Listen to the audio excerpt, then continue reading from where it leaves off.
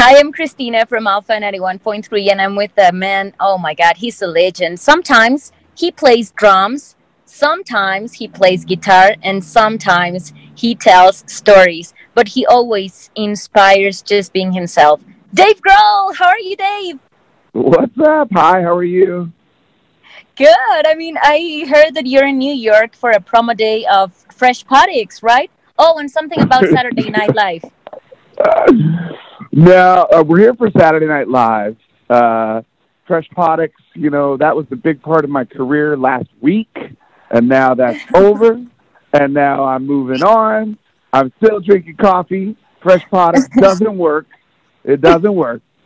It's supposed to keep you from drinking coffee, but I still drink it. So, but no, we're here in Saturday. We're here in New York to do Saturday Night Live with Dave Chappelle. It's really exciting. How do you feel about this sharing new music, Dave, and the upcoming 10th album? Everybody's talking about it. Oh my God! Well, we finished recording this record in February, so it's been finished for a really long time, and we started recording it like a year ago.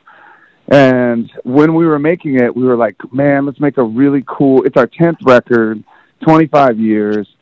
I thought, let's do something different. Let's do something that we haven't done before. And so we made this record that's really kind of like big rock songs that are groove oriented, and some songs sound different than anything we've ever done before. Some of them are like really heavy and fast, and then some of them are like, just have these grooves, these rhythms where you can sort of dance, you can dance and you can bounce around. And we were so excited to make to have the record come out.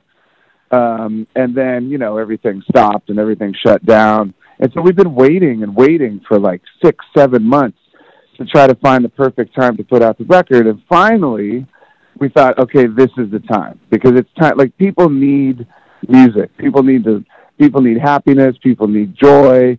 If there's, if there's no stadium or there's no festival or no stage right now, we were like, these people need this music, like at home with a bottle of tequila, just like dance around by yourself and listen to this, So it's, it feels really, I love the record, and I'm just happy and hopeful to give people new music, because that's why we write the music. We write the music for other people to listen to it and to hear it. And so I'm really happy that it's finally coming out. And we are more excited to hear it because we know that when you guys make a record, it's always the ups and the downs, but also that you really take seriously because you love music. So not everything in loving is easy. So what was the most challenging moment in the studio while recording this record? Oh, wow. I have to be honest. It was really an easy record to make. We didn't make the record in a studio.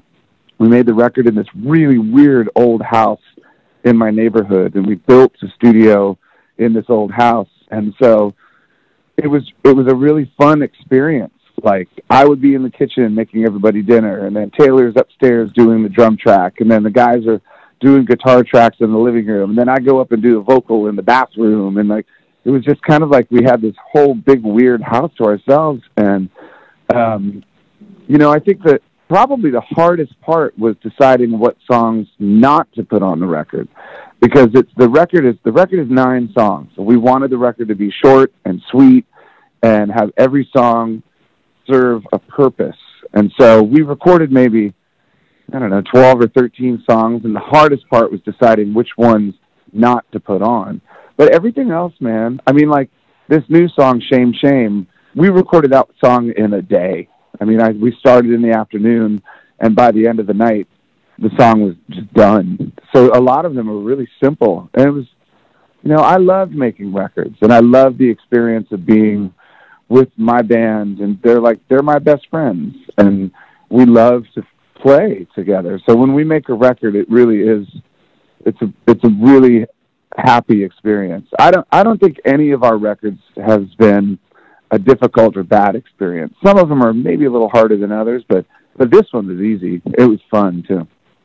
And I know that you have big plans for this album. I know 2020 is a weird, crazy, terrifying year because you don't have a schedule like what's the next stage. But of all that's going on in the world and the protest and everything, Can you recall, Dave, like the last thing you saw maybe on social media, on the news, on your neighborhood that inspired you to create something different? Because I know that you made the record, but also you write and you do a lot of stuff. What are the things, the little things around you that inspire you? I mean, it's something different every day. It changes. Like, one thing that really inspired me this year was this girl, this 10-year-old girl drummer from England. Her name is Mandy, and she has this Instagram page. She's an incredible drummer. She's 10 years old, and she films herself playing different rock songs. And so she'd done some Nirvana songs before, and I'd actually seen her playing the drums online before. And then she challenges me to a drum battle. And so I was like, all of my friends start sending me these videos of her, saying like, I challenge you to a drum battle. And at first I thought like, oh, that's kind of, that's cute, that's funny. But then she and I started going back and forth and having this drum battle online. Now, we never met each other. She lives in England. I live in Los Angeles. And we were communicating and having this drum battle back and forth. But the thing that really inspired me was how much joy and happiness it gave everybody. People that were watching online, they were like, man, I really needed this today because maybe there was some bad news. Maybe it was a difficult day. Maybe something was going on, whatever.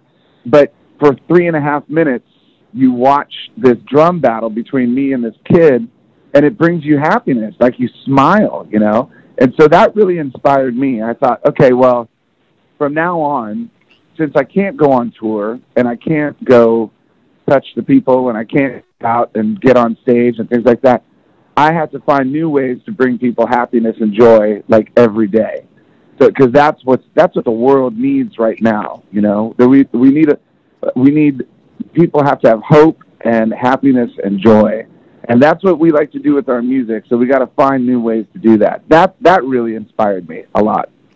That was amazing, and you had a good time. I saw it with your girls also, like the chorus, the backup chorus.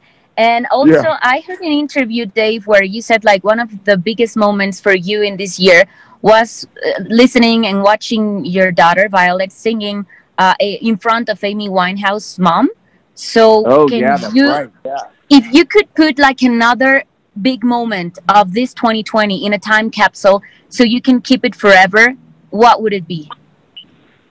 Well, I mean, the most important thing in my life is my family. More than anything, my relationship with my family is what I live for every single day. And so, for the last 20 years, I've been traveling so much, man, like on tour all the time. And I come home and, sometimes the family comes with me, but having this much time with my family where I wake up and I make them breakfast and then I make them dinner at night and then I read them stories at night before they go to bed, like that to me has been an incredible experience because I'm watching my daughters grow up. Like I'm watching them turn into these brilliant, talented, funny, eccentric, cool people. And being able to be there every single day and watch them learn something new, that's, it's like you see the world through their eyes. So you're relearning everything. And I mean, they're smarter than me, man. Like, I mean, my kids, I can't help them with school. I'm too stupid. So they do their schoolwork and then I learn from them. You know what I mean? Yeah, man, that's just beautiful and inspiring. And you're gonna also give us this like musical embrace with this new album. I hope you guys are okay. We're waiting for for the whole record. Can you say like which of all the tracks in the record? Because you said it was difficult to pick which would you keep. Which is your favorite and why? Well, they're all different. The first song, Making a Fire, has this kind of old school, like Sly and the Family Stone kind of groove to it, except there's really big guitars and a really huge chorus, and it's a rock song. And then the song Shame, Shame, it has this really interesting drum groove, and it's almost like a loop, and there's acoustic guitars and strings.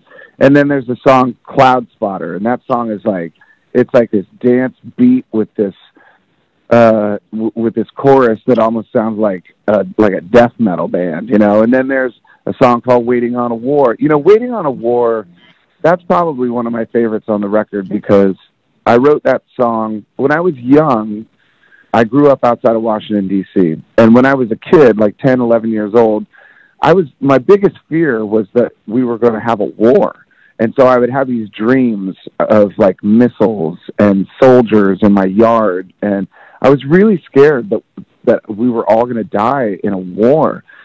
And then when we were making the record, my 11-year-old daughter, Harper, she was watching the news one day. And after that, I was driving her to school, and she said, "Dad, are we going to go to war?" Because I think she saw something on the news about North Korea or something like that. And I realized that she was having the same anxiety and the same fear that I had when I was a kid. And it really hit me. It was like, oh, no, you know, this is 40 years later. She's having the same anxiety that I had, which is like this really dark, hopeless feeling. And I thought, you know, there's got to be more to life than just living in fear, or that you have to have hope. You know, there's got to be more to life. Is this all there is? You know, there's got to be more. And so I wrote a song about it called "Waiting on a War." And it's a beautiful song. And it's one of those songs where I know when we go back on tour again someday and I walk out on stage with a guitar, I'm going to start playing that song. 50,000 people are going to sing along with me. And then it's just going to explode into this huge rock concert for like 3 hours. So that song really, I love that song so much because it means so much to me. It's inspired by, you know, my childhood and my daughter's childhood. And when you hear it, you'll know like, oh, that's a Foo Fighters song. That is the Foo Fighters. So that one I like a lot. Well, thank you, Dave. Thank you very much for all of this. We have a date for you dropping this album.